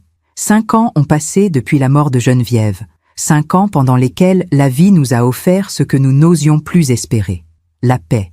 Mirella a aujourd'hui 49 ans. Elle travaille toujours pour son agence de communication, mais elle a créé sa propre branche ici, dans notre région. Elle accompagne des petites entreprises locales, des artisans, des vignerons, des gens simples, honnêtes, qui construisent avec leurs mains. Elle est heureuse, vraiment heureuse. Il y a 2 ans, elle a rencontré quelqu'un, Thomas, un menuisier, un homme calme, réservé, avec des mains rugueuses et un regard doux. Ils se sont rencontrés au marché. Elle cherchait quelqu'un pour restaurer une vieille armoire. Il a dit oui. Et en restaurant l'armoire, il a restauré quelque chose en elle, la confiance. Aujourd'hui, ils vivent ensemble, pas dans notre maison, mais dans une petite maison près de la Loire, avec un jardin, un potager et un atelier pour Thomas. Elle vient me voir tous les dimanches. Nous déjeunons ensemble. Nous parlons. De tout, de rien, de la vie. Et parfois, elle me dit « Tu sais, maman, je crois que j'ai enfin compris. » Compris quoi? Que le bonheur n'est pas dans les choses, mais dans les liens. Elle a raison. Moi, j'ai 78 ans maintenant. Mes cheveux sont blancs. Mes mains tremblent un peu. Mais mon cœur est en paix. Je continue à gérer l'entreprise de Laurent. Mais j'ai passé la main à Mirella pour certaines décisions. Elle reprendra tout, un jour, quand je ne serai plus là. Et elle le fera bien. J'en suis sûre. Les bijoux sont de nouveau dans le coffre. Tous. Nous avons réussi à récupérer ceux que Geneviève avait revendus. Le tribunal avait ordonné leur restitution.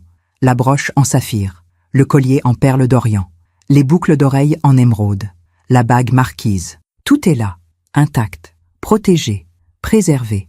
Un jour, Mirella m'a demandé « Maman, pourquoi ces bijoux sont si importants pour toi ?»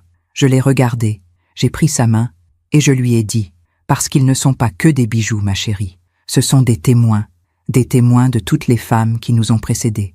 Je sais, tu me l'as déjà dit, mais ce n'est pas tout. Quoi d'autre? » J'ai sorti la broche du coffre, je l'ai posée dans sa main. « Regarde-la. » Je la regarde. « Qu'est-ce que tu vois ?» Elle a observé la broche, les saphirs, l'or blanc, le travail délicat de l'orfèvre. « Je vois de la beauté. » « Oui, mais pas seulement. » J'ai pris la broche, je l'ai retournée. Au dos, il y avait une inscription gravée, minuscule, presque invisible, de mère en fille, pour toujours. L.R.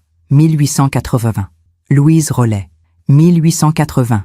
Tu vois, Louise a fait graver ces mots, pour que nous n'oublions jamais. N'oublions jamais quoi? Que nous sommes liés. Toi, moi, toutes celles qui nous ont précédés, toutes celles qui viendront après. Mirella a touché l'inscription du bout des doigts. C'est beau. Ce n'est pas seulement beau, c'est sacré. Elle a levé les yeux vers moi. Un jour, ces bijoux seront à toi. Et un jour, si tu as une fille, ils seront à elle. Et si je n'ai pas de fille, j'ai souri. Alors tu les transmettras à quelqu'un qui comprendra leur valeur. Pas leur prix, leur valeur. Elle a hoché la tête. Je comprends maintenant. Quoi? Pourquoi tu as tout fait? Pourquoi tu as porté plainte? Pourquoi tu as risqué de me perdre? J'ai pris sa main. Je t'ai déjà dit. Ce n'était pas contre toi. C'était pour toi. Je sais. Et je te remercie. De quoi? De m'avoir sauvé. Nous nous sommes regardés. Et j'ai vu dans ses yeux quelque chose que je n'y avais pas vu depuis des années. La reconnaissance, le respect, l'amour. Ce dimanche-là, après le déjeuner, nous avons fait quelque chose que nous n'avions jamais fait. Nous sommes allés au cimetière. Pas celui où Geneviève reposait, mais le nôtre, le cimetière familial. Là où Louise était enterrée, et Marguerite, et Élisabeth, et Laurent. Nous avons apporté des fleurs, des roses blanches. Mirella les a déposées sur chaque tombe, Puis, elle s'est agenouillée devant celle de Laurent. « Papa, je suis désolée. J'ai senti ma gorge se serrer. »« Désolée de quoi ? De t'avoir oublié. Pendant toutes ces années avec Geneviève, j'ai oublié qui j'étais, d'où je venais. » Elle a touché la pierre tombale. « Mais je suis revenue. Grâce à maman. Elle s'est relevée. Elle s'est tournée vers moi. Merci de ne jamais avoir abandonné. » J'ai ouvert les bras. Elle s'y est jetée. Et nous sommes restés là, enlacés, au milieu des tombes de nos ancêtres, entourés de celles qui nous avaient précédés, protégés par leur mémoire, guidés par leur sagesse. Ce soir-là, en rentrant à la maison, j'ai regardé le jardin. Les rosiers étaient en pleine floraison. Les pivoines explosaient de couleurs. Le lilas embaumait l'air. Laurent aurait aimé ce jardin. Ma mère aussi. Et quelque part, je sentais qu'elles étaient là.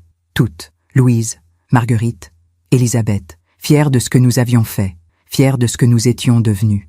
Mirella est partie en fin de soirée.